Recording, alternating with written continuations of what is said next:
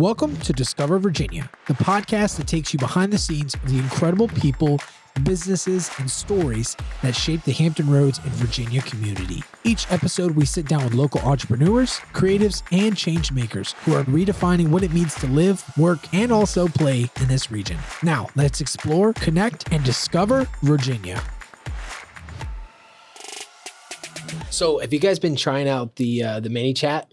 When you get all people on the lives. Eric, I've seen you've had like 5,000 people on your live streams lately. Yes. ManyChat has changed the game for me. Yeah. It has made it easier for me to interact with my clients, promote my book, promote certain deals or specials we have on our tiny houses that we're able to communicate to our customers in a big way. Yeah. Takes a lot of stress off me. Yeah, for sure. And Christina, are you using ManyChat yet? I have not, but I'm excited to try it because, to be honest, like I'm in my DMs a lot. We were talking about this, and it's a lot when you're a small business owner. You've got multiple platforms. You're trying to return because those could be sales. Yes. So that sounds really helpful. Yeah, absolutely. And like the thing of it is like it's the personalization. Like how far do you go with an automated before you're just like cold or a robot to your business, right? Right. Because you want to be personalized, but then some people like to talk more than others, and maybe you have other things you need to get to, and it's like, you know, you don't want to like ghost them, but I also like want to have that conversation as well. Where do you guys like find that balance? Like, I'm 50-50. Yeah. So I try not to use ManyChat more than once a month. Okay. So like essential task. Right. Yeah. So when it's promoting something, that's what I like to, because they're expecting when it's a promotion, they don't expect you to be the one communicating. So if we're offering a discount code, a lead magnet, or like a digital copy of my book, something of that nature, they don't expect it to be me. So that's where ManyChat comes into play. Now, you can customize it a little more to make it sound like you. And I just haven't crossed that threshold yet. Yeah. Sure, because you've got a lot of bookings with Cape Charles Tiny Living, and especially it's almost summer season now. Yes. I know the chamber and everybody has been meeting, wanting to get summer season ready. And it's just been incredible to see your growth and also how you've navigated that as well. I'd like to dive into our conversation today, but real quick, Christina, do you mind introducing your business as well? Absolutely. Thank you for letting me be here. My name is Christina Kimbrough. I'm the founder of Free Life LLC. So we are a non-alcoholic mobile bar and a community for people that don't drink. I am 5 years sober. I just needed community with people that don't drink because we live in a world obsessed with alcohol. Okay. So I'm redefining how we socialize with non-alcoholic beverages. Yeah. I love it. Thank you. It's amazing. Thank it's you. amazing. We're going to be hearing more from Christina, of course, but wanted to make sure we officially introduced you. So we're going to be diving into 3 questions today as we wrap up this wonderful episode that Christina has covered about branding. And that's like, you know, really diving into some of the nitty gritty parts of business. So the first question I have for you guys, and this is not anything scripted, but I kind of want your honest opinion. What has been the biggest business blunder that you've performed unintentionally or intentionally that, you know, may have caused you to learn something new or maybe have, you know, kind of having to navigate a tricky situation? You want to go first? You go first. I got a list. How long do we have? I'm kidding. My first one, so it's funny, it was the business model. So we started out thinking, we're going to get rich off of doing events. I quickly saw that, like, one, they're very hard to produce and costly, and then the profit margin just isn't there. So we started out doing events, and for 6 months to a year, we just kept doing events. I was like, people aren't coming, it's not selling. What does this look like? So it started with, you know, maybe the wrong idea, but this is what I love about entrepreneurship. I pivoted, right? And so this is what you need as an entrepreneur. You have to be resilient and consistent and not let something like that take you out. Because I could have been like, oh my gosh, my business idea sucks, it's over. And I was like, okay, wait, let me hold some curiosity for this. Let me gather the data and what works. And we found a non-alcoholic mobile bar work. And it was because we did an event and someone was like, wait, could you do a bar and do this for an event? And I was like, I definitely can. Did not have the bar or the mocktails. And then I did it, right? And so we pivoted and now it's been successful. But I would say that was at first just, I thought this was going to be the idea. And so I would encourage entrepreneurs, do not get fixed into one idea. I think a lot of people, they have one idea and they're like, this is it. Yeah. And then when it doesn't work, they freak. Yeah. It's normal. It's normal to pivot. It is normal to pivot. Christine, thank you for sharing that. Yeah. Eric, do you need some more time? No, I know exactly what mine He's is. like, I got this. I got lists. Because you have all that wisdom. Right, Categorize it. Yeah. All these grays are little lessons. No, we can edit that out on the that's all right. Yeah. But I think for my wife and I, when we started our tiny house village and we were under the renovation stage, we didn't film much of any of it. And that was part and partial to, this is 2021 and YouTube. I hadn't embraced YouTube myself as a creator. I was using it for myself to consume, but I wasn't creating anything from it. Had I known that people would have loved to have seen us renovate our tiny homes, it would have made all the difference in the world, because every day was a story. Every day was a soap opera. Every day was something unique and different. Every wall we tore down gave us prizes, as I like to say. And it was always something unique and different with my wife and I, how we navigated each challenge and the pivot points. Because during COVID, let's say 2x4s were normally like $4 or $5. Now, during COVID, a 2x4 is $13. So we pivoted and tore an old barn down and used the wood from that barn. That's so smart. To finish up the reusing repairs. what was already there. Right, reusing what was already there. And I think people would have liked to seen that. For sure. I know I would have. Right.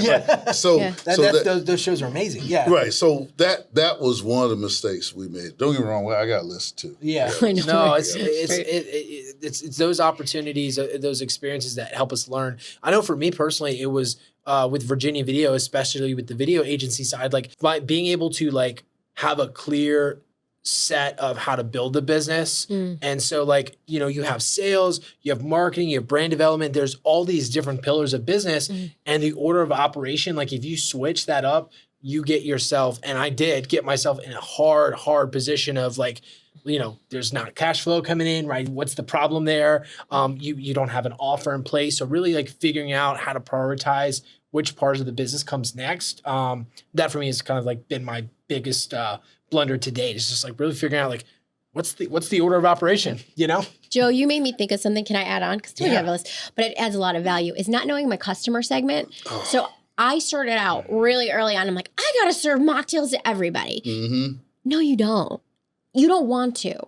You want to understand. You need to. I got really good advice on this. Like early on, I started to learn. Like you need to know your customer. What are they eating for breakfast in the morning? What's their profile? Where are they hanging out? You know, in particular, for mine in particular. But like, it's really important to know your customer, who you're serving, and why. And you don't need or want to serve everyone. I think a lot of businesses do that. They cast a wide net because like we need to get everybody. Not everyone's your ideal client, and that's good. Absolutely. And when you talk about a marketing and branding standpoint, a lot of marketing they do that, right? So they're talking to everybody. I know I am dialed and locked in on who my audience is and who I'm talking to. And it's really increased my sales and helped my social media because now it's targeted to them and I'm, you know, fixing a need. Yeah, so. Absolutely. I can't agree more with that. If 1,000% more, because when you talk to everybody, you're talking to no one. There you go. Period. You're talking to no one. Yep. And my avatar, I thought was going to be the 25 to 30, 35 range in it when it came down to tiny homes. But those are the ones that consume the most YouTube. Interesting. They're not the ones that actually come, stay, buy. Yep.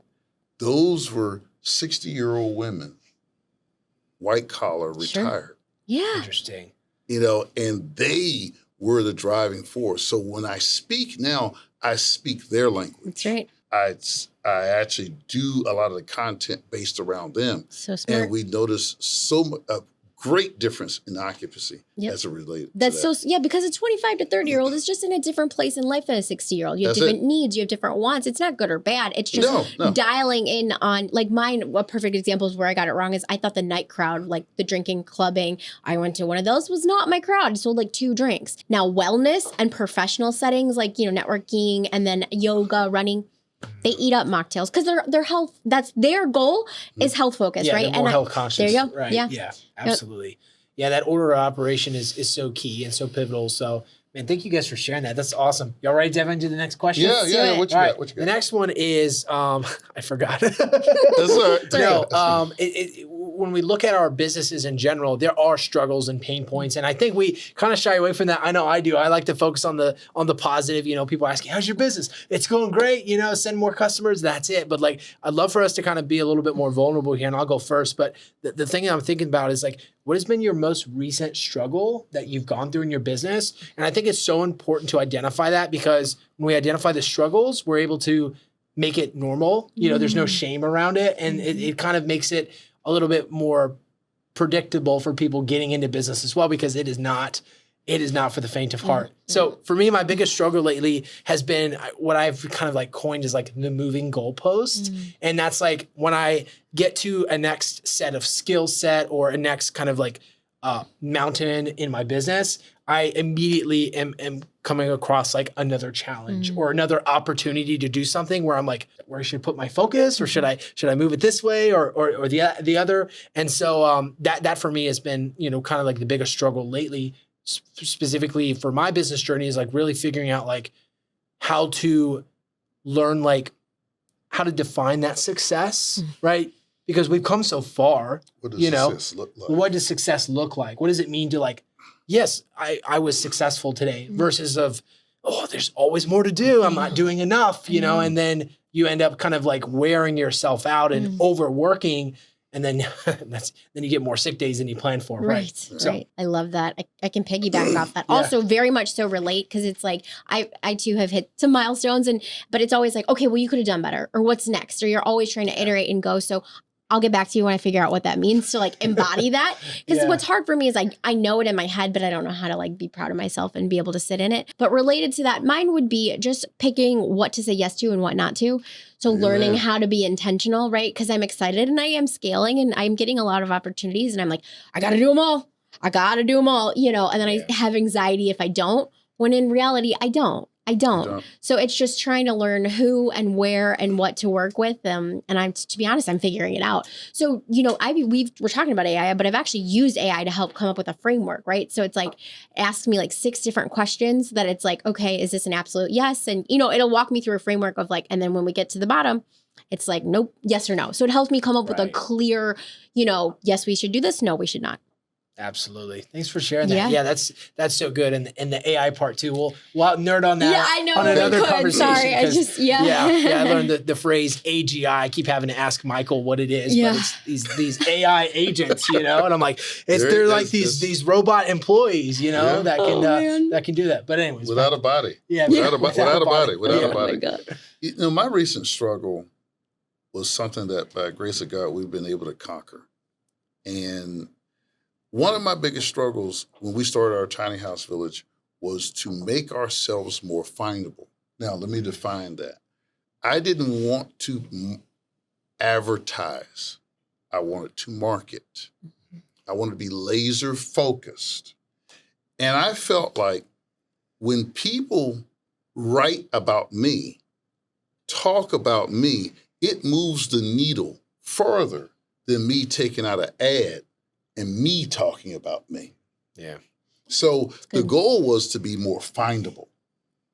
And from being that and focusing on that, getting in front of journalists, magazines, and getting other people to talk about us, that led to us being on the Tamron Hall show. That led to us being on the 700 Club. That led to us being on the Virginia Living magazine. It's almost like the kid in school, the young man that none of the girls like.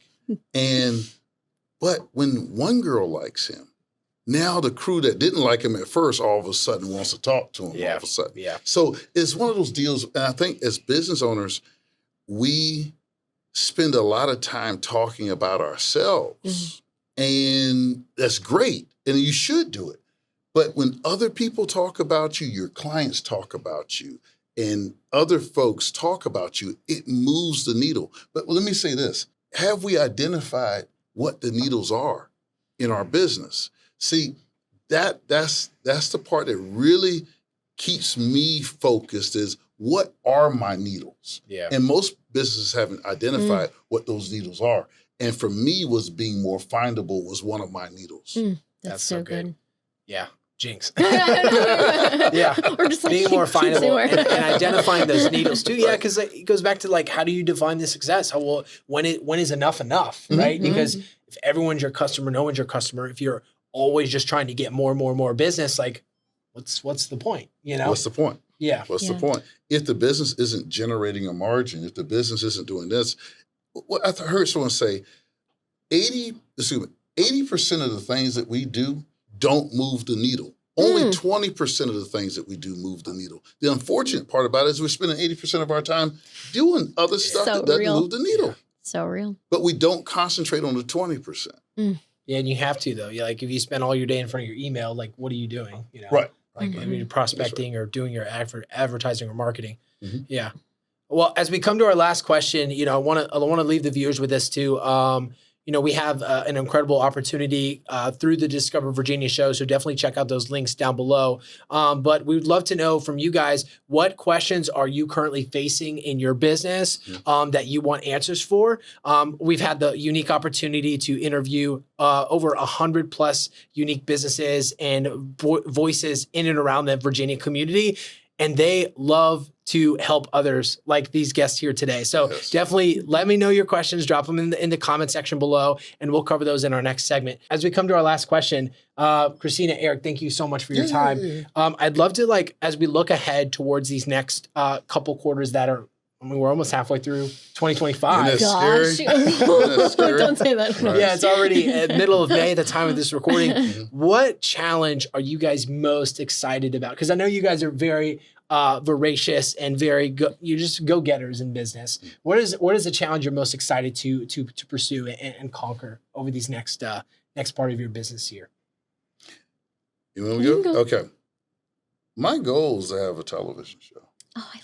My goal is to have a show about my wife and I renovating the last couple of tiny houses, because I learned my lesson by not documenting a lot of the stuff that we did.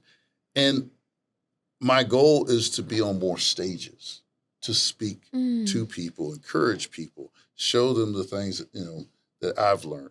But those are the things that we got in the front glass right now. Yeah. That's so exciting. Yeah, I can't wait to see you do that. I was going to say, he's already there. Yeah. We're calling that in. Calling it in. Yeah. Right. Awesome. I love it. What about you?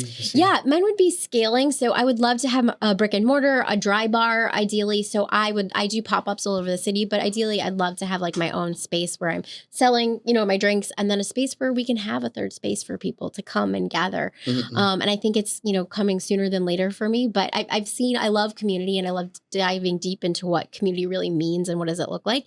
And I think the type of community I'm trying to build needs a space, right? So we're a place where we can come consistently and gather. So hopefully by the end of next year, you'll be at my grand opening. So we're going to call it. All right. We call it. I'm so excited for that. Thank you. And Christina, thank you for sharing that, being vulnerable to share that too. Yep. I think for me, the biggest challenge I'm really excited to conquer is just like, and this goes back to just the root of entrepreneurship, is that fear piece. I'm ready to conquer that fear because I do not believe that the spirit of fear is something given to us by our higher calling. I believe that's something that we're meant to not be fearful. So living out of that place of confidence, but also of like knowledge and wisdom and like learning facts and understanding how a system works, not being too cocky.